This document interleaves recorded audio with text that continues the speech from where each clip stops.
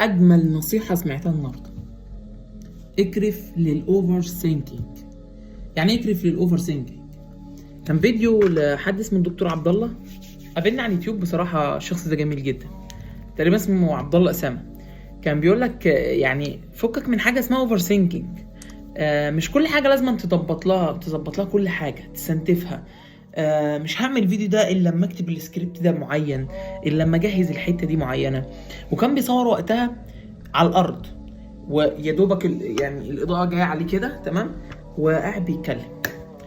مصور تقريبا 210 فيديو بنفس الطريقه او بنفس الاكشن او بنفس المينتال، اللي هو انا الكلام جه، انا هقوم اصور دلوقتي، مش لازم انا اجهز في موضوع حابب ان انا اتكلم مع الناس فيه، فانا هقوم ابدا وهصور. اول ما لقيته بيعمل كده حسيت ان هو واخد راحته، وده دي شخصيته. حسيت ان انا كنت كده، انا كنت عايز اكون ده.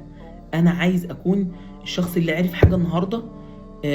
انا اصلا تقريبا كاتب على اليوتيوب طالب جامعي هنتعلم مع بعض على مدار الحياه، اسمه عبد الله سعيد، صح؟ عبد الله، تمام. فانا كنت حابب اكون الشخص ده، فقلت ليه لا.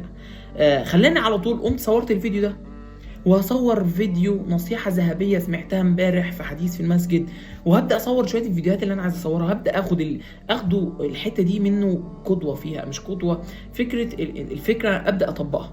فكرة جميلة جدا، اكرف للاوفر ثينكينج، ابدأ ونفذ. ومش لازم ترتبها قوي، عشان لو رتبتها قوي عمرنا ما رتبناها قوي وعدت، عمرنا ما رتبناها قوي ومشيت زي ما احنا عايزين. فده اول فيديو بعنوان اكرف للاوفر ثينكينج. يعني ما تفكرش كتير، توكل على الحي الذي لا يموت. اللهم صل وسلم وبارك سيدنا محمد.